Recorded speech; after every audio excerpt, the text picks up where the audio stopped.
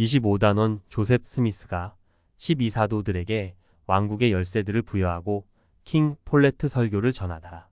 소개 및 연대표 1844년 1월에 조셉 스미스는 미국 대통령 선거 출마를 선언했다. 1844년 3월에는 지상의 주님의 왕국을 건설하는 이를 돕기 위해 마련된 조직인 50인 평의회를 구성했다. 성도들 후기의 예수 그리스도 교회 이야기 제안권 진리의 표준 1815에서 1846년 2018 518조. 이 평의회는 자주 모여서 선지자의 대통령 선거 운동을 관리하고 성도들이 정착할 후보지를 물색했다.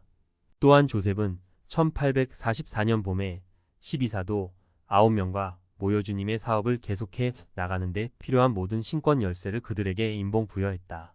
선지자가 전한 마지막 연차 대회 말씀에서 그는 인류에게 하나님과 같이 될 잠재력이 있음을 가르쳤다.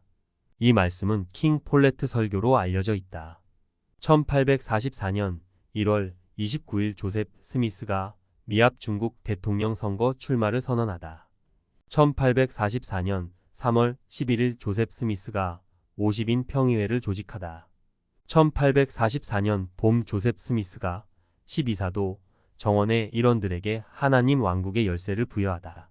1844년 4월 7일 조셉 스미스가 킹 폴레트 설교를 전하다. 학생 읽기 과제 성도들 후기의 예수 그리스도 교회 이야기 제안권 진리의 표준 1815에서 1846년 2018 제42에서 43장 교수 제언 학생들을 그들이 앞으로 될 존재로서 바라본다. 토마스 S. 몬슨 회장은 이렇게 가르쳤다. 우리는 사람들을 현재의 모습으로 보지 말고 그들이 앞으로 될 존재로서 바라보아야 할 책임이 있습니다. 그들이 앞으로 될 존재로서 사람들을 바라보십시오. 리아오나 2012년 11월호 70조 하나님 아버지의 관점으로 학생들을 볼 수 있도록 기도한다. 모든 학생을 하나님 아버지의 눈으로 바라보려고 노력하는 교사는 학생 개개인의 가치를 더 잘 헤아리고 자녀 한 명 한 명을 향한 하나님 아버지의 사랑과 염려를 더 잘 느낄 수 있다. 조셉 스미스가 미국 대통령 후보가 되다. 교재에 수록된 사진을 보여주며 이 사진은 1844년에 뉴욕에서 발간된 교회 신문에 실린 선전물로 조셉 스미스의 미국 대통령 선거 입후보를 지지하는 내용이라고 설명한다. 성도들 제안권에서 읽은 내용에 따르면 조셉 스미스가 미국 대선에 출마하기로 결심하게 된 중요한 계기가 된 사건들은 무엇이었는가? 필요하다면 1839년 11월과 12월에 조셉 스미스와 일라이어스 히그비가 성도들이 미주리주에서 겪은 학대와 손해에 대한 배상을 요구하기 위해 마틴 벤 뷰런 대통령을 비롯한 미국 정부 지도자들과 회담을 했던 사실을 학생들에게 상기시킨다. 대통령은 그들에게 이렇게 말했다. 제가 여러분에게 해줄 수 있는 일이 없는 것 같군요. 제가 여러분 편에 선다면 저는 미주리주 전체와 맞서게 될 테고 그러면 다음 선거에서 미주리주 전체가 저에게 등을 돌리지 않겠습니까? 대선을 1년 앞둔 1843년 11월에 조셉 스미스는 대통령 후보 5명에게 서신을 보내어 미주리주에서 성도들이 입은 손실에 대한 배상을 받도록 도움을 줄 수 있는지 알아보았다. 성도들 제안권 513쪽 3명의 후보가 답신을 보내왔으나 성도들을 돕겠다고 약속하는 이는 아무도 없었다. 한 학생에게 선지자 조셉 스미스의 다음 성명서를 소리내어 읽어달라고 한다. 나머지 반원들에게는 조셉 스미스가 대통령 선거 출마 결심에 관해 무엇이라고 말했는지 잘 들어보라고 한다. 저와 제 친구들이 미국 시민으로서 우리의 종교적인 권리와 시민으로서의 권리, 즉 헌법이 모든 국민에게 동등하게 보장하는 바로 그 권리를 누릴 특권을 얻을 수 있었다면 제 친구들이 저를 미합 중국 대통령이나 대통령 후보자라고 부르는 수고를 할 일도 없었을 것입니다. 그러나 우리는 한 나라의 국민으로서 이 특권을 처음부터 부정당해 왔습니다. 우리는 종교 때문에 미국 일부 지역에서 시시때때로 광풍이 휘몰아치듯 박해를 받아왔습니다. 그러나 여지껏 정부의 그 누구도 우리를 구조하기 위해 나선 적이 없습니다. 이러한 상황을 고려할 때 무고하게 상처 입은 이들을 보호하기 위해 미국에서 법적으로 취득할 수 있는 영향력과 권력을 얻는 것은 제 권리이자 특권이라 생각합니다. 이 글은 조셉 스미스가 대통령 후보가 되기로 결심한 이유를 더 잘 이해하는 데 어떻게 도움이 되는가? 교회에서는 오늘날 종교의 자유 또는 종교적 독립이라는 용어를 건강과 안전을 지켜야만 하는 경우를 제외하고는 정부나 타인의 간섭을 받지 않고 개인의 종교적 신념을 행사하거나 실천할 권리를 일컬을 때 사용한다고 설명한다. 대통령 후보로 지명받기 약 6개월 전에 조셉 스미스는 나부에서 한 연설을 통해 종교적 독립에 대한 자신의 생각을 개괄적으로 전달했다. 한 학생에게 선지자 조셉 스미스의 연설에서 발췌한 다음 글을 소리내어 읽어달라고 한다. 만약 제가 몰몬 교도를 위해 기꺼이 죽었다는 것이 입증된다면 저는 하늘 앞에서 당당히 장로교, 침례교, 그 외 다른 종파에 선량한 사람의 권리를 옹호하기 위해서도 죽을 준비가 되어 있다고 외칠 것입니다. 왜냐하면 후기 성도의 권리를 짓밟은 그 논리로 로마 가톨릭 신자의 권리나 스스로 방어하기에 너무 미약하고 잘 알려지지 않은 다른 종파의 권리도 똑같이 짓밟을 수 있기 때문입니다.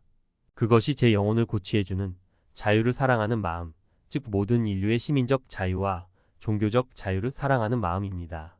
교회 회장들의 가르침 조셉 스미스 2007, 345쪽, 번역 수정. 이 글에서 어떤 부분이 인상 깊게 와닿는가?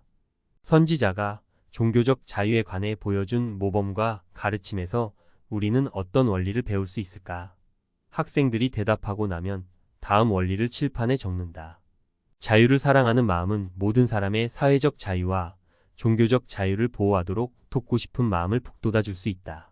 모든 사람의 사회적 자유와 종교적 자유를 보호하도록 돕는 것이 우리에게 중요한 이유는 무엇이라고 생각하는가? 1844년 3월 11일에 조셉 스미스는 형제들로 구성된 그룹을 조직하여 지상에 하나님 왕국을 건설하고 성도들 및 성도들의 종교적 자유를 보호하는 일을 감독하게 했다고 설명한다.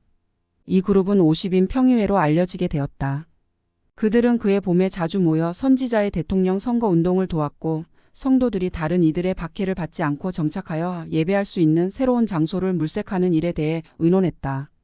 1844년 4월 12사도 정원의 일원들을 비롯해서 선교사들이 복음을 전파하고 미국 전역에서 조셉 스미스의 대통령 선거 유세를 지원하도록 부름받았다. 사도들은 임무를 수행하러 떠나기 전에 선지자와 자주 모임을 했다. 선지자 조셉 스미스가 12사도 정원의 일원들에게 왕국의 열쇠들을 부여하다. 교재에 수록된 나부에서 12사도 정원의 일원들과 모임을 하는 조셉 스미스의 그림을 보여준다. 1844년 봄에 선지자는 12사도 정원의 일원 9명과 함께 모임을 하면서 그들에게 특별한 책임을 주었다고 설명한다. 그 자리에 없었던 사도 3명은 당시에 다소 충실하지 않았을 가능성이 있으며 모두 몇 년이 안 되어 배도했다. 반을 소그룹으로 나누고 아래에 수록된 조셉 스미스가 12사도 정원회의 왕국의 사업을 계속해 나가라는 책임을 주다 인쇄물을 반원 한 명 한 명에게 나누어 준다. 그룹별로 인쇄물을 읽고 거기에 나오는 질문들에 대한 답을 토론하라고 한다. 조셉 스미스가 12사도 정원회의 왕국의 사업을 계속해 나가라는 책임을 주다. 윌포드 우드럽 회장은 선지자 조셉 스미스가 1844년 봄에 사도들과 함께한 모임을 다음과 같이 묘사하여 기록으로 남겼다. 하나님의 선지자였던 조셉 스미스는 12사도들을 불러 여러 날 동안 우리에게 엔다우먼트를 베풀고 하나님께서 그에게 알려주신 영광스러운 원리들을 가르치면서 시간을 보냈습니다. 한 번은 그가 우리 가운데 서서 거의 3시간 동안 하나님께서 손을 펴사 이 마지막 날에 지상에서 행하신 위대한 마지막 경륜의 시대에 관해 말씀했습니다. 방은 타는 불과 같은 것으로 가득 찼으며 선지자는 하나님의 큰 권능으로 둘러싸여 있었고 그의 얼굴은 광채를 발하고 투명하게 보였으며 현세에서나 영원을 두고 잊을 수 없는 설교를 다음과 같은 말로 마쳤습니다. 형제 여러분, 저는 하나님 왕국의 열쇠들을 다른 사람들의 머리에 임봉하지 않고 제가 지닌 채 이 세상을 떠나게 될 것을 두려워해 왔습니다. 하나님께서는 이 지상의 교회와 시온과 하나님의 왕국을 조직하고 건설하며 인자의 오심에 대비하여 성도들을 준비시키는 데 필요한 하나님 왕국의 모든 열쇠를 제 머리에 임봉하셨습니다. 형제 여러분, 살아서 이날을 볼 수 있도록 제게 삶을 허락해 주신 하나님께 감사드립니다. 이제 저는 여러분에게 엔다우먼트를 주고 여러분의 머리에 하나님께서 제게 임봉해 주신 아론 신권과 멜기세덱 신권의 모든 권능과 사도 직분 및 그에 따르는 모든 열쇠와 권능을 임봉해 드렸으며 이 교회와 하나님 왕국의 모든 일과 짐과 걱정거리를 여러분의 어깨 위로 넘겨드리면서 주 예수 그리스도의 이름으로 서로 어깨를 맞대고 하늘과 땅 앞에서 그리고 하나님과 천사들과 사람들 앞에서 이 교회와 하나님 왕국에 관한 책임을 수행하도록 명합니다. 교회 회장들의 가르침 윌포드 우드럽 2004, 20에서 21쪽 번역 수정. 이 이야기에서 어떤 부분이 인상 깊게 느껴지는가? 사도들이 하나님 왕국의 열쇠들을 지니는 것이 반드시 필요했던 까닭은 무엇인가?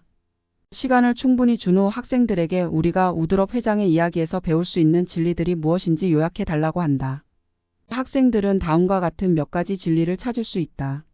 선지자 조셉 스미스는 하나님 왕국의 열쇠들을 12사도 정원의 일원들에게 부여했다. 선지자 조셉 스미스가 사도들에게 하루속히 하나님 왕국의 열쇠들을 넘겨주어야겠다고 느낀 이유는 무엇이라고 생각하는가?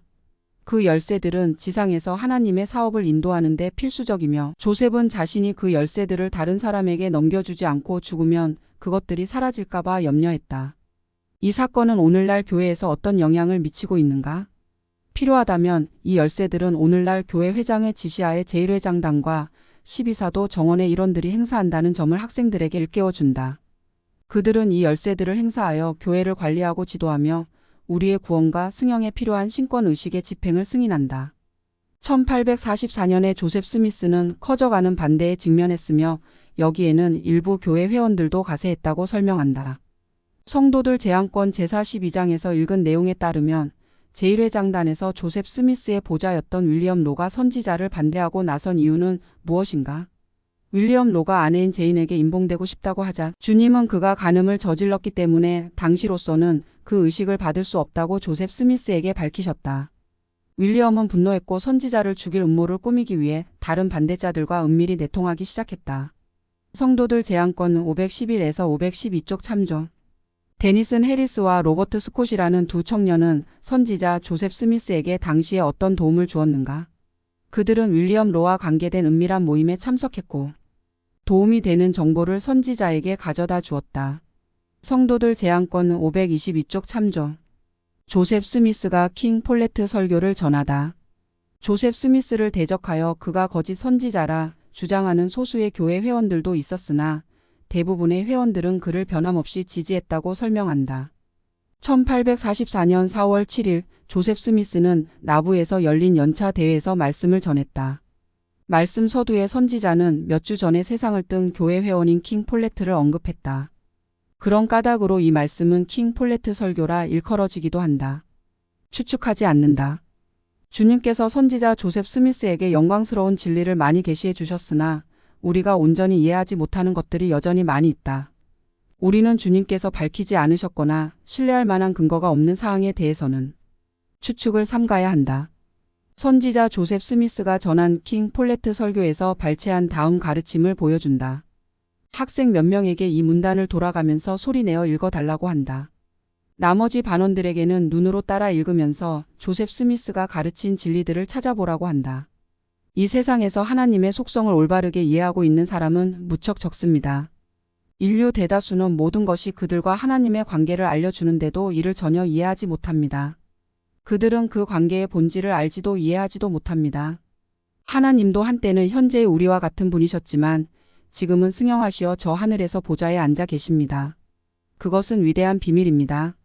오늘 휘장이 거친다면 그리하여 이 세상이 그 궤도 안에서 운행되도록 하시는 위대하신 하나님께서 당신의 권능으로 모든 세계와 만물을 다스리시는 하나님께서 자신을 보이신다면, 즉 여러분이 오늘 그분을 보게 된다면 여러분은 그분이 형상을 가진 인간처럼 보이며 여러분과 같은 인간의 모습을 하고 계심을 알게 될 것입니다. 하나님에 관해 알게 됨으로써 우리는 그분께 어떻게 접근해야 하는지, 그리고 응답을 얻기 위해서는 어떻게 기도해야 하는지 알기 시작합니다.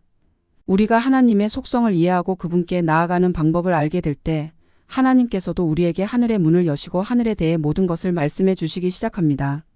우리가 하나님께 다가갈 준비가 되면 하나님은 우리에게 다가올 준비가 되어 계십니다. 그러므로 영생이란 유일하게 현명하고 참된 하나님을 아는 것입니다.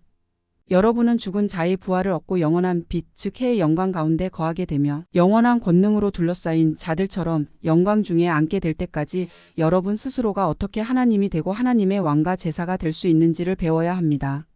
그것은 낮은 단계에서 시작하여 높은 단계로 올라가고 작은 소임에서 시작하여 큰 소임을 얻으며 은혜에 은혜를 승형에 승형을 더함으로써 배울 수 있습니다.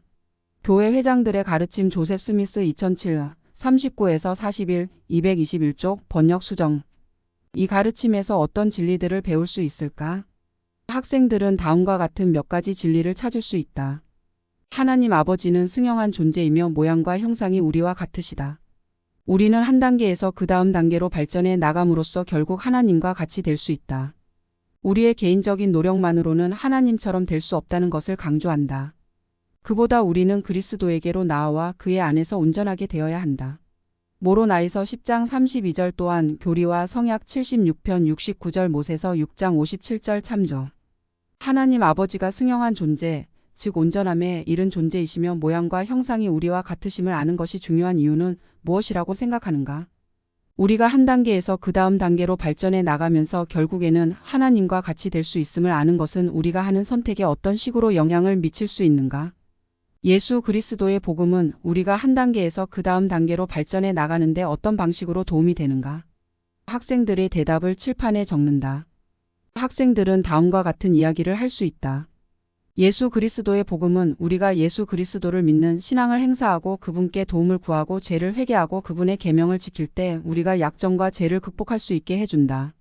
하나님 아버지께서 여러분이 한 단계에서 그 다음 단계로 발전하여 조금 더 그분과 같이 되도록 도우셨다고 느낀 적이 있는가? 언제 그런 경험을 해보았는가? 우리는 한 단계에서 그 다음 단계로 발전해 나감으로써 결국 하나님과 같이 될 수 있다는 것을 간증한다. 학생들에게 더욱 하나님 아버지와 같이 되기 위해 어떤 노력을 기울일 것인지 한 가지 방안을 선택하고 그 방법을 실천할 계획을 간략히 적음으로써 오늘 수업에서 토론한 진리들을 실천하라고 권유한다. 학생들에게 다음 수업을 준비하기 위해 성도들 제안권 제44장을 읽어오도록 권한다.